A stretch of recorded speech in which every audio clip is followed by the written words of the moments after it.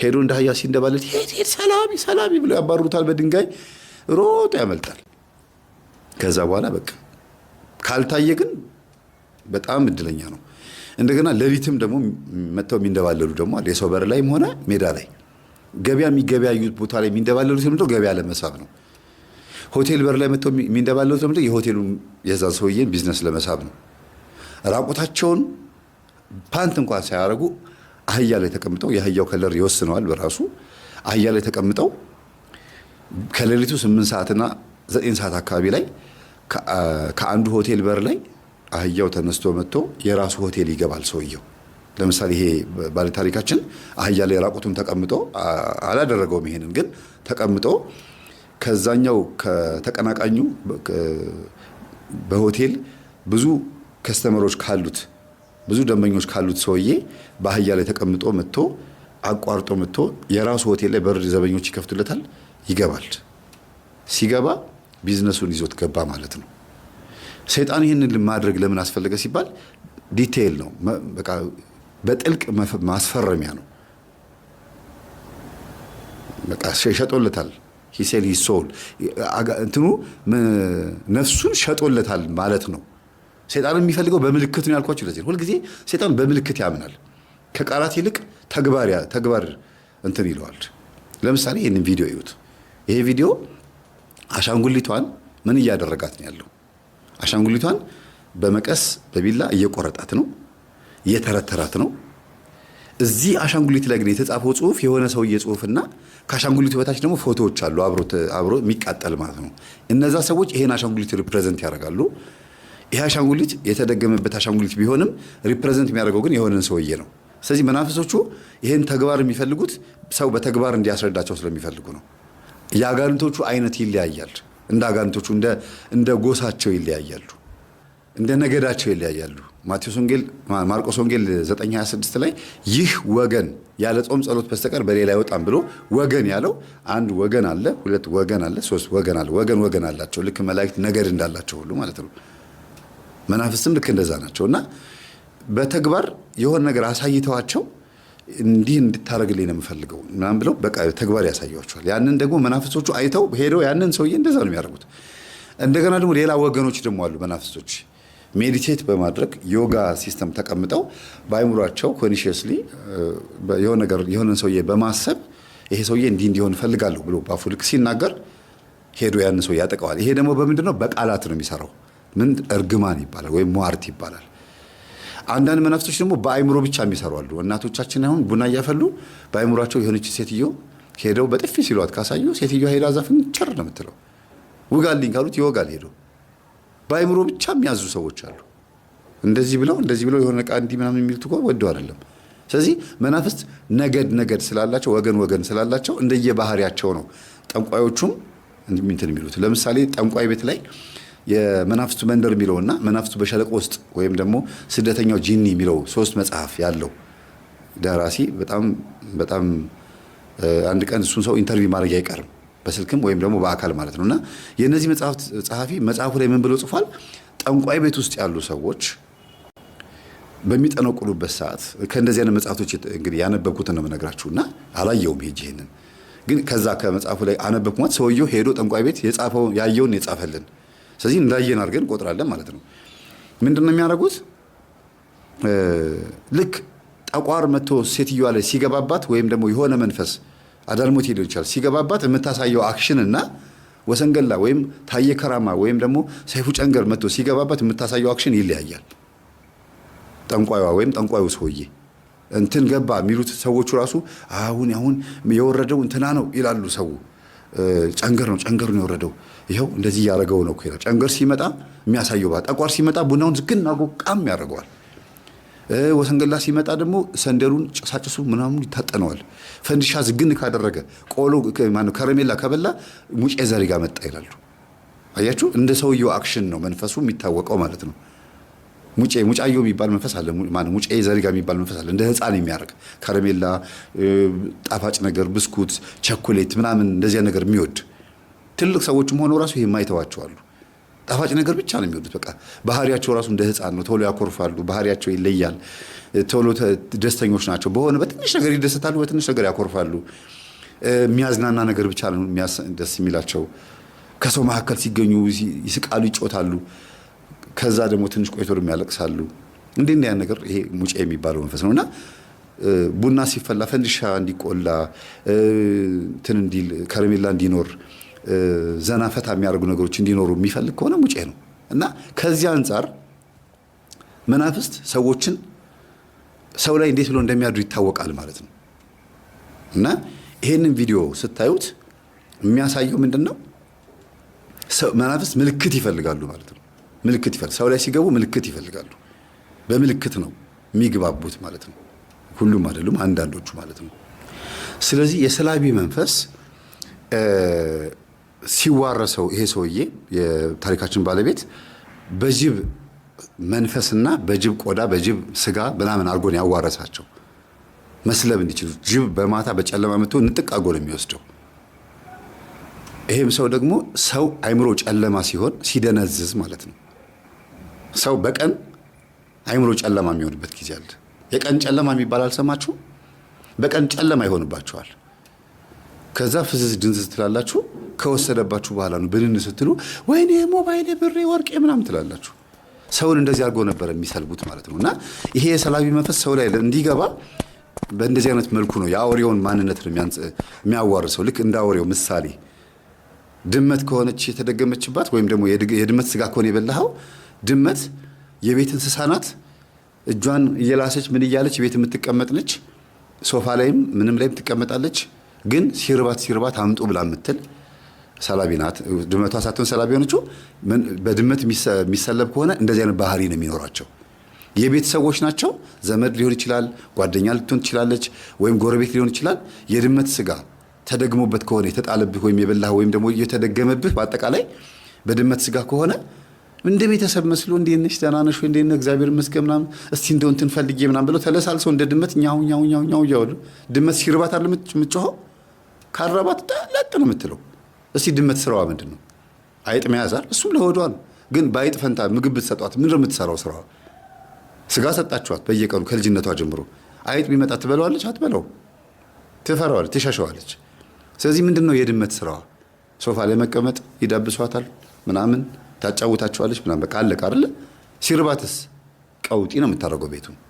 ልክ እንደዛ በድመት ስጋ ሲደገም ሰይጣን ምን ፈልገው እንደሆነ ያውቃል። የድመት ስጋ አድርገው ይሄንን ካበሏቸው እኔ ደግሞ ልክ እንደ ድመቷ ባህሪ ቤት ውስጥ እኖራለሁ ይላል። ከዛስ ያ ድመት ስጋ የበላው ሰው የተደገመበት ሰው ያ የደገመበትን ሰውዬ ወይም የደገመችበትን ሴትዮ ይንከባከባታል ማለት ነው። ሲጎልባት ራበኝ ስትለው ብር የለኝም ስትለው ምን ስትለው ይሰጣታል ማለት ነው። በአይጥስ የተደገመ ከሆነ ሰላቢ ነው። አይጥ ደግሞ በየማገሩ የተሽለኮልኮች መታ መሶቡን ቅርጥፍ አድርጋ በልታ እንጀራውን ቡድስ ታደርገዋለች፣ ልብሱንም ትበለዋለች። ብብት ይሄ እዚህ ጋር ያለውን ጨርቅ በወድሳ ወስዳ ለደብተራ ትሰጣለች። እንደዚህ አይነት ደብተራ አውቃለሁ። አይጧ ጨርቁን በልታ የተቀመጠውን ላብ ደግሞባት እኮ ነው። አይጧ ላይ ደገመባትና ገብታ የልብስ ማስቀመጫ ውስጥ ገብታ ከኋላ በወድሳ ገብታ እኮ ነው የልብስ ማስቀመጫው ገብታ ጡስ ማሳዣ ፓንት ካናቴራ ላይ ላብ የነካውን ቆሻሻ ልብስ የሚቀመጥ ቦታ ሄዳ በልታ ሄዳ ደብተራው ጋር መጣች። አይጧን ራሷን መስዋዕት አደረጋት ላብ ስላመጣች ማለት ነው። እና እንዲህ ነው የሚሰሩት በተግባር ሰይጣን ሰዎች ተግባራዊ ነገር እንዲያደርጉለት ይፈልጋል። በተግባር ይፈልጋል። እና ይሄም ሰውዬ የጅብ መንፈስ ስለተዋረሰበት ሌሊት ወጥቶ ጭፈራ ቤት ይጨፍራል። አስተውሉ። በዚሁ መንፈስ ስለተበላ ወዶ ፈቅዶም ስለሚያደርገው ሌሊት ወዶ ፈቅዶም ብዙ ነገር ያደርጋል። በጣም ያው እንድናገሩ ያልተፈቀደልኝም ኃጢአትም ሰርቷል። ከባድ ኃጢአት ግን አልተፈቀደልኝም። ግን ደግሞ እንደገና ሰዎች ላይ ጅብ ይሆንባቸዋል። ደግሞ ጅብ ይሆንባቸዋል ማለት እንዴት ነው? ከስተመሮች ሲመጡ አዲስ የከፈተው ሆቴል ላይ አንድ ፓስታ ተበልቶ 1000 ብር መክፈል ፌር ነው? አንድ 900 ብር 800 ብር መክፈል ፌር ነው? ፓስታ አንድ ሳህን ፓስታ እኮ ነች። ይሄ ራሱ ጅብነት አይደለም? ይኸውላችሁ የጅብ መንፈስ ሲገባ እንደዚህ ነው። ሰዎች በጣም ብዙ ማናውቀው ነገር አለ። እኛ እንዲሁም ዝም ብለን የምንኖረው ጅሎች ነን፣ በቃ ሞኞች ነን። እንዲህ ዘርዝረን ካልነገርናችሁ አትረዱትም ነገሩ። القوة على أصولها تظهر في الابتكارات اللي تزيدها فخامة، تشعر بها من غير ما تشوف. زرزرن ካልነገርናችሁ አትረዱትም ነገሩን እና በቃ የሚችል ይክፈል የሚባል ነገር አለ። የሚችል ይከፍላል። ገብቶ ሀብታም ገንዘቡን በትኖ ረስቶ ይሄዳል። ለምን? ገንዘቡ ራሱ በምን እንደመጣ ማሳያ ነው። እዛ ሄዶ ገንዘቡን የሚረጭ ሰው አንድ ፓስታ 1000 ብር መግዛት ማለት ከባድ ነው አይደል እንዴ? በእርግጥ እንደ ሆቴሉ ይለያል ተባለ። ግንቡ ሆቴሉን ምን ያደርገዋል? ቤቱ የተሰራው በሚገርም አይነት ፊኒሺንግ ስራ ስለሆነ ምግቡን ምን ልዩነት ያመጣበታል? ማን እንዲገባ ስለሚፈልግ ነው? መክፈል የሚችል ሰው፣ በኃይለኛው መክፈል የሚችል ሰው። ብዙ ገንዘብ ሲከፍል ጥርት ያለ ምግብ የሚቀርብለት ያለ የሚመስለው ሰው አለ። ቆንጆ ነገር የሚቀርብለት ያለ። እንዲያውም አንድ አባት ምን አሉ? እንደው የሚያምር ሆቴል ውስጥ ገብታችሁ ምግብ ስትበሉ ወጥ ቤቱንም አየት አድርጉት ይላሉ። ምግብ ቤቱንም አየት አድርጉት እንዴት እንደሚቀርብ ምግቡ እያለ ምግቡን ሊያቀርብም ይችላል እያለ ማለት ነው። ደበራችኋል። ከዛም አልፎ ተርፎ ደግሞ እንዴት አሁን መንግስት ኪችን ላይ ማን ነው እንትን ላይ የሆቴሎች ወጥ ቤቶች ላይ ትኩረት እያደረገ ነው ያለው። ንጽህና ላይ ጤና ቢሮ ጥሩ ነው፣ ግን እኔ በመጥፎ ነገር እያወራሁ ሳይሆን ያለሁት ሆቴሎችን እየነቀፍኩ ሳይሆን ያለሁት አንደኛ ወጥ ቤት ውስጥ ያሉ የመተት ኮተት፣ ሁለተኛ ንጽህና፣ ሶስተኛ ደግሞ ከባድ ገንዘብ እያስከፈሉ ጅብ የሚሆኑበት ሁኔታ እሱ ነገር መስተካከል አለበት ብዬ አስባለሁ። ቤቱ በጣም ሌዥር ስለሆነ ብሩም እንደዛ ይሁን ማለት አይደለም። እርግጠኛ ነኝ ምግቡ ዋጋው ያን የመሰለ የሚጣፍጥ ፓስታ 200 ብር 300 ብር ይሸጥ ቢባል ዳው ገብቶ ሲበላ ከሀብታም ጋር አብሮ እንዲበላ አይፈቀድለትም። እንዲያውም የኔ ቢጤዎች ሊለምኑ ሲገቡ አንዳንድ ሆቴል ላይ ገና ከበር ላይ ነው ዘበኛው ያባራቸዋል ማለት ነው። ለምን ማን መግባት እንዳለበት የኔ ቢጤዎች በእርግጥ ገብተው እንብላ ቢሉ ገንዘቤን ከፍዬ እበላለሁ 1000 ብር ከፍላለሁ አንድ ፓስታ ልበላ ብሎ ቢገባ እንደ የኔ ቢጤ ምን ያስተናግዱታል ብላችሁ ታስባላችሁ? አዳፋ ልብሱን አይተው ውጣ ነው የሚሉት። እንደ አንዳንድ ናይት ክለቦች እዚህ ናይት ክለብ ሲገባ ጅንስ ሱሪ አድርጎ መግባት የለም፣ ስኒከር ጫማ አይደረግም፣ ይሄ ልብስ ነው መልበስ ያለባችሁ ተብሎ ሁሉ አንዳንድ ናይት ክለቦች እኮ ምን እንደሚለበስ የሚያዟችሁ ሁሉ አሉ። ለምን? ቤቱ ሁሉም አንድ አይነት አለባበስ ኖሯቸው በቃ በጣም ሀብታምነት ስሜት እንዲሰማቸው ማለት ነው። ይሄንን መግዛት የሚችል ሰው የለም ብሎ ስለሚታሰብ ሀብታም ይሄንን ለብሰህና ከተባለ ካሉት ልብሶች ውስጥ አንዱ ለብሶ ነው የሚመጣው አለዋ። ድሃ ግን እዚህ ሆቴል ለመግባት እዚህ ናይት ክለብ ለመግባት ሱፍ ልብስ አይገዛም። ስለዚህ ድሃ እንዳይገባ ነው ማለት ነው። እሺ ካልሆነ ጋርዱ አንጠልጥሎ ደጅ ላይ የሚወረውር ምን የሚያካክሉ ወጠምሻ ጋርዶች አሉና አንዳንድ ናይት ክለብ ላይ ተመለስ ይለዋል። እንዴ ልዝናና እኮ ነው ብሬ ኢኮኖሚ ያዝናና የሚያምስ ጊዜ ተመለስ ብሎ በዛ የሚያክል እጁ ነካስ ያደርገው እዛ ትፈናጠራለህ። አልሰማ ካልከው ምንድን ነው የምትለው ብላ ዝፍ ያደርጋል ውሃ ውስጥ ወይም ደግሞ እዛ አስፋልት ያሻግራል። እና ገንዘብ ከባድ ነው። አንድ ቪዲዮ ልጋብዛችሁ እስቲ። እኔ ግን መቼ ነው ከገንዘብ ጭንቀት የምገላገለው ብላችሁ እንደምታውቁ አስባለሁ ብዙዎቻችን ስለምንል እና ግን የዚህ ጥያቄ መልስ ምንድን ነው የሚሆነው? ሚሊዮነር ወይ ቢሊዮነር መሆን ከሚያስፈልገኝ በላይ ገንዘብ መያዝ ይመስላችኋል? ቢሊዮነር የሆኑ ሰዎች ስለ ገንዘብ አይጨነቁም ማለት ነው? ገንዘብ ስለ ገንዘብ የምንጨነቀው ገንዘብ በጣም አስጨናቂ ገዢ ስለሆነ ነው። እና ብዙዎቻችን ኪሳችን ያለው ሱሪያችን ላይ ሳይሆን ልባችን ላይ ነው። እና ብራችን የተቀመጠው ልባችን ላይ ነው። ስለዚህ መጀመሪያ ልናደርግ የሚገባው ብር ምን እንደሆነ ገብቶን ትክክለኛ ስፍራውን ካልሰጠነው በስተቀር ወይ ስላነሰ ወይ ስለበዛ ለዛ የነበራችሁ ጭንቀት አይጨምርም አይቀንስም። የሰጣችሁት ስፍራ ግን ሰላማችሁን ይወስናል። ልክ ነህ ወንድሜ። ስለዚህ ይሄ ልጅ ለገንዘብ የሰጠው ስፍራ እጅግ በጣም የተለየ ስለነበረ ለዚህ አብቅቶታል። እና ሰዎች ላይ ጅብ ሆነባቸው። አሁን ደግሞ እሱ ገንዘብ ላይ ደግሞ ሰዎች ጅብ ሆኑበት ማለት ነው። ሚስቱን እግዚአብሔር ይስጣት በጣም የተረጋጋችና በጣም መልካም ሴት ሆናለች። ቀሚስ ስትለብስ ሲያምርባት፣ ቀሚስ የሚባል ነገር ለብሳ አታውቅም ነበረ። ታይትና ሱሪ ነው የምትለብሰው። እናቷ ይሄን አይተው ደወሉልኝና ሁሉ ነገር ካለፈ በኋላ ቅርብ ጊዜ ደውለውልኝ ልጄ ያሉኝ። አቤት አልኳቸው። በጣም ታስጠላኝ ነበር አሉኝ። አንተና ግርማ በጣም ነበር የምታስጠሉኝ። በጣም ይቅርታ አድርግልኝ። መምህር ግርማንም ይሄን መልእክት አስተላልፍልኝ። እኔ ልጄን እንደዚህ ሆነ አይቻት አላውቅም። ምታም የነገረችኝ ታሪክ ደም እንባን ያስለቀሰኝ። ያሳለፈችው ህይወት በጣም ከባድ ነበረ። ነገረችሁት ስላቸው አዎ አልነገርኳትም ለእናቴ ብላኝ ነበር አልኳቸው። አዎ ነገረችኝ። እና እንደዚህ አይነት ህይወት ያሳለፈችው ግን ከኔ ነው አለኝ። ወይ እናቴ ምን ነው ስላቸው ጊዜ በል ገጠሜ ላይ ተስማው፣ እኔ አልነግራትም፣ አንተም እንዳትነግራት፣ የምትነግራት በገጠሜ ላይ ነው። እኔ ራሴ እሷ የተወለደችው ሴተኛ ዳሪ ሆኜ ነው። ልክ እሷ ስትወለድ ነው ይሄን ነገር ያቆምኩት። ተወለደች፣ ከአባቷ ጋር ተጋባን። ከዛ በአመቱ አባቷ ሞተብኝ። ለመጀመሪያ ጊዜ ላግባ ብዬ አገባው። ባሌ በአመቱ ሞተብኝ። ልጅቷን አሳደግኩኝ። ይኸው በቃ። ግን እኔም ራሴ ሴተኛ ዳሪ ነበርኩኝ ወጣት እያለሁ።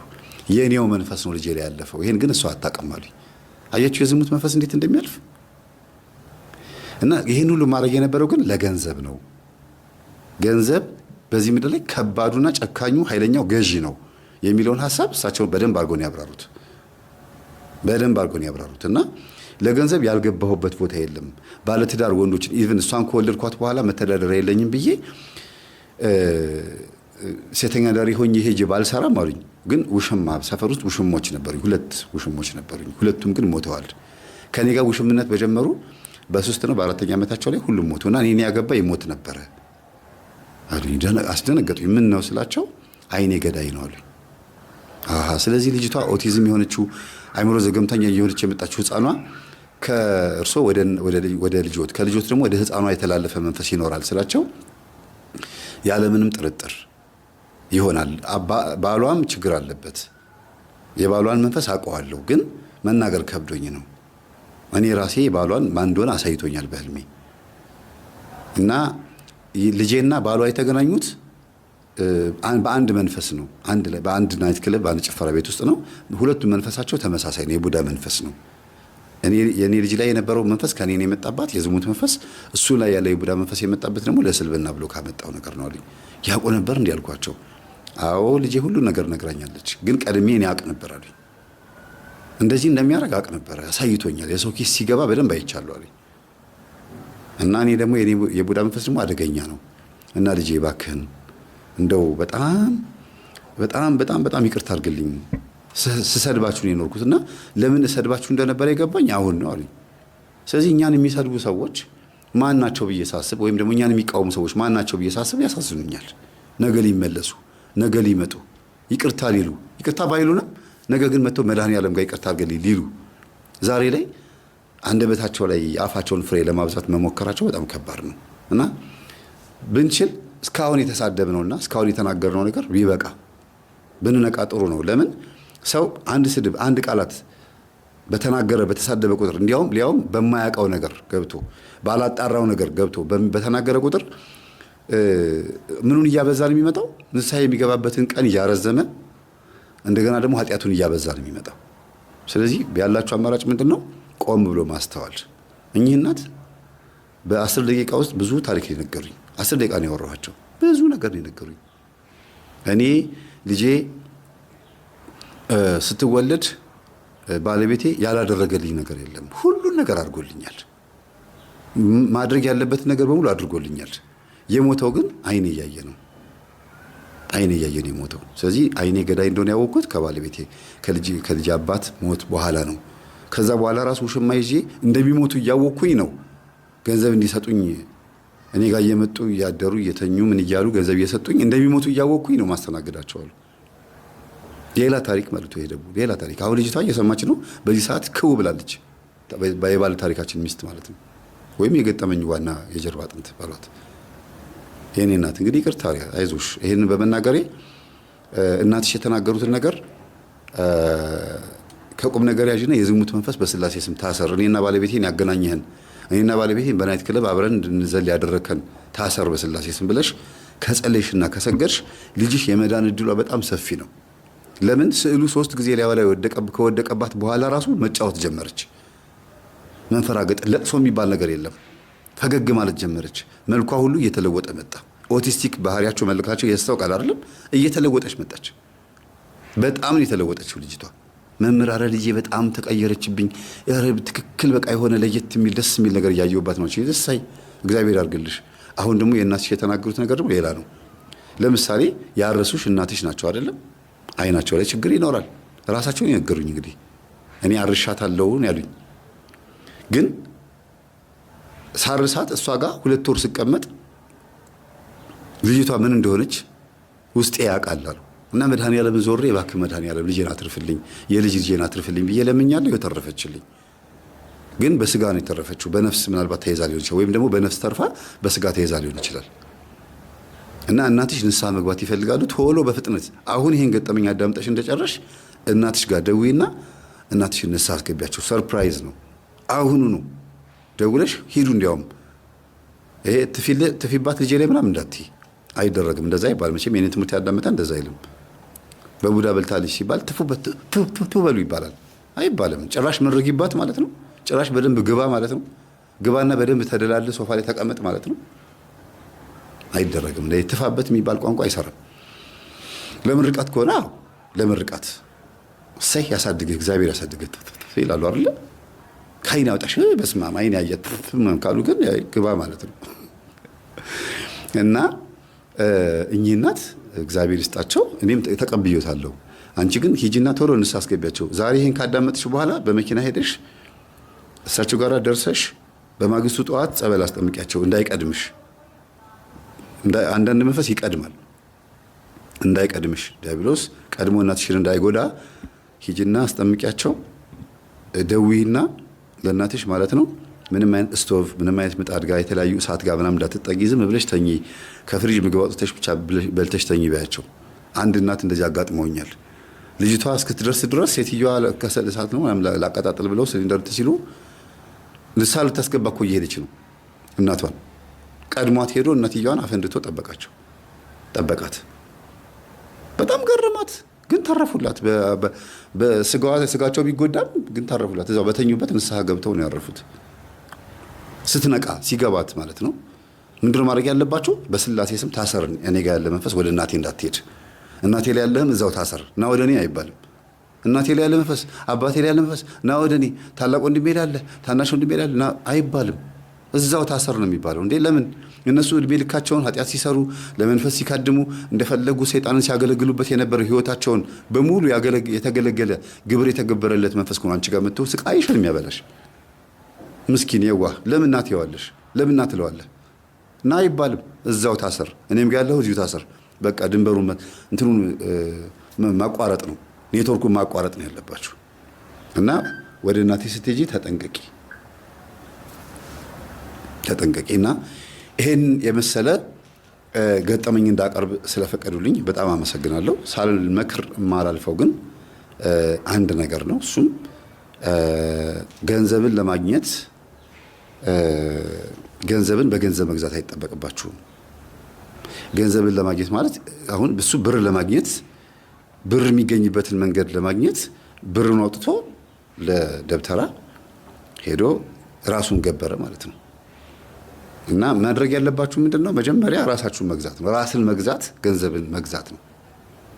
ራሱን የገዛ ሰው፣ አስተውሎ ስራ የሚሰራ ሰው፣ አስተውሎ ቀስ በቀስ ማድረግ የሚፈልግ ሰው፣ በአንድ ጊዜ መክበርም አይደለም፣ በአንድ ጊዜ ሌክዠሪ የሆነ ህይወት መኖር መመኘትም አይደለም።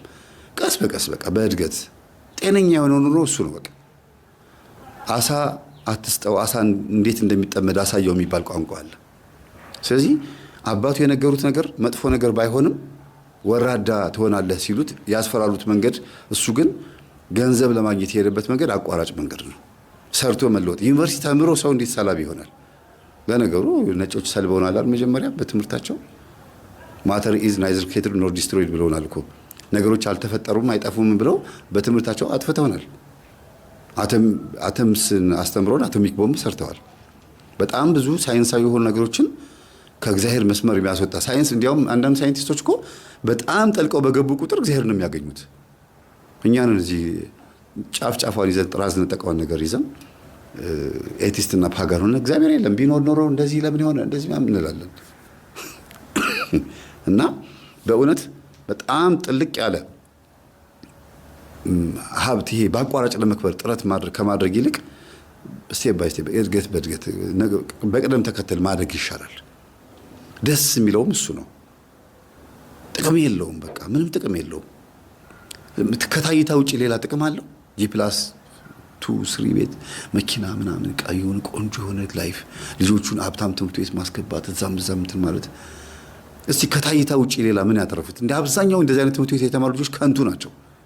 ሀብታም ትምህርት ቤት የተማሩ ልጆች ከንቱ በቃ በቤተሰቦቻቸው ሀብት እዛ ትምህርት ቤት ይማራሉ። ከቋንቋ ውጭ ሌላ ነገር የሚያውቁት ነገር የለም። ከስንት አንድ ነው ሀብታም ትምህርት ቤት ተምረው በጣም ስማርት ሆነው የሚወጡት ከስንት አንድ እንጂ በቤተሰቦቻቸው ሀብት ነው የሚንደላቀቁት። ሲያገቡም በቤተሰቦቻቸው ሀብት ንብረት፣ ካገቡ በኋላ መኪና የሚሰጣቸው ከእናትና አባታቸው፣ የራሳቸው የሆነ ሙያ የላቸው። የአባታቸውን ድርጅት ለመምራት ተለምነው ናና ስራ ተብለው ተለምነው የእናታቸውን ድርጅት ለመምራት ስራ አይለምዱም። በቃ ዝም ብሎ መጫወት፣ መጨፈር፣ በየአይነት ክለቡ ማጨናነቅ ምናምን በሚያገባበት እድሜ ስንት ድርጅት በሚመራበት እድሜ በቤተሰቦቹ ሀብት ንብረት መጨማለቅ። ለምን? የኃጢአት ገንዘብ ሊሆን ይችላል፣ ወይም ደግሞ ልጆቻቸውን በደንብ ስላላሳደጉም ሊሆን ይችላል፣ አይታወቅም። እና ገንዘቡ መጥቶ ከታይታ ውጭ ሌላ ምንም ያተረፍነው ነገር የለም። ሁሉ ነገር ያልፋል። አንድ ስም ከመቃብር በላይ ነው ይባላል። ሁለተኛ ነገር ደግሞ ክርስትና ደግሞ ከዚህ ምድር አልፈን ስንሄድ ደግሞ በእግዚአብሔር ፊት ይዘናት የምንቀርበው አንድ ትልቅ ነገር ክርስትናችን ናት፣ ሃይማኖታችን ናት። ሃይማኖት ማለት ምንድነው? አጥር ነው። እምነት ደግሞ የአጥር ውስጥ ያለ መመሪያ ነው፣ የድርጅቱ መመሪያ ነው። የሙያ ኤቲክስ በሉት እምነት። ሃይማኖት ምንድነው? አጥር ነው። ሰው ይኸው እንደዚህ ልክበባችሁ በዚህ አይደል ከኔ እስከ እናንተ ይሄ በሙሉ ዙሪያ ያለው ሃይማኖት ነው ብላችሁ አስቡ። በቃ የተከበበ ነገር ነው። በዛ ውስጥ ደግሞ ምን አለ? እምነት አለ። ሃይማኖትና እምነት አይገናኝም፣ ግን ቅደም ተከተል አላቸው። ሃይማኖት ሳይኖር የፈለገ አማኝ ብትሆኑ ወይም ደግሞ እኔ እምነት አለኝ ብትሉ ጥቅም የለውም። እምነት ደግሞ ሳይኖራችሁ ሃይማኖተኛ ብትሆኑ ጥቅም የለውም። ስለዚህ እግዚአብሔር ሁላችንን የሚመልሰን ገንዘብ አጥፊ መሆኑ የሚታወቀው በእንደዚህ አይነት መልኩ ስታስተውሉት ነው። ስለዚህ አጠቃቀሙን ማወቅ ያስፈልጋል። ገንዘብ በምጽዋት፣ በመባ፣ በአስራት በኩራት ልንጸድቅበት እንችላለን። በዚህ የተነሳ ደግሞ ገነት መንግሥተ ሰማያት መግባት የምንችልበትን መንገድ በሀብት በኩል አረንጓዴ ልማት በሚለው በኩል መግባት ይቻላል። ያ ማለት ገንዘብ ቀጥታ ገነትን ያስገባል ሳይሆን አጠቃቀሙን በማወቅና ኃጢአት የሌለበትን ስራ ሰርቶ ንጹህ ገንዘብ አምጥቶ ለእግዚአብሔር መስዋዕት በማቅረብ መጽደቅ ይቻላል። ስለነበረ ሰዓቱ ላይ አምላካችን ስም የተመሰገነ ይሁን። ሰላሙን መልሰኝ፣ በአዲስ ዓመት አድሰኝ፣ ፈውሰኝ፣ በንስሐ ቀድሰኝ፣ ኢየሱስ ክርስቶስ አንተ ሳበኝ፣ አስጥለኝ፣ ከዓለም ኃጢአት አውጣኝ። መልሰኝ፣ በአዲስ ዓመት አድሰኝ፣ ፈውሰኝ፣ በንስሐ ቀድሰኝ፣ ኢየሱስ ክርስቶስ አንተ ሳበኝ፣ አስጥለኝ፣ ከዓለም ኃጢአት አውጣኝ።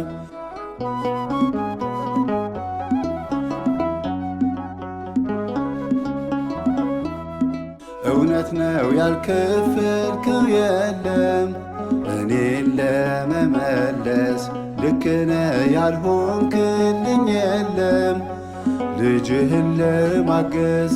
ፈቃዴ ጎተተኝ ወደ ዓለም እስክጠፋ ድረስ፣ አሁን ግን ተስፋዬ አንተነ ኢየሱስ ክርስቶስ። መልሰኝ፣ በአዲስ ዓመት አድሰኝ፣ ፈውሰኝ፣ በንስሐ ቀድሰኝ፣ ኢየሱስ ክርስቶስ አንተ ሳበኝ፣ አስጥለኝ፣ ከዓለም ኃጢአት አውጣኝ።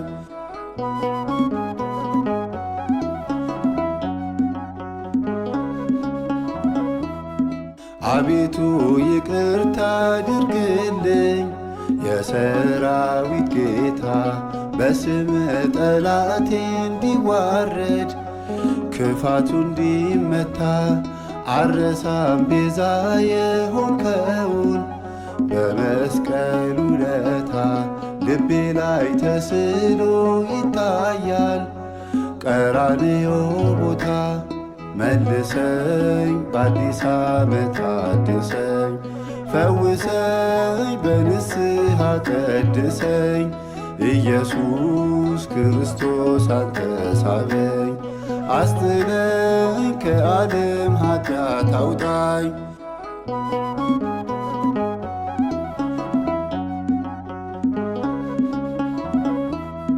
ሕይወት ነው ያንተ ቃል ይሻላል፣ ለነፍስም ለሥጋ ይድናል፣ ዘላለም ይኖራል አንተን የተጠጋ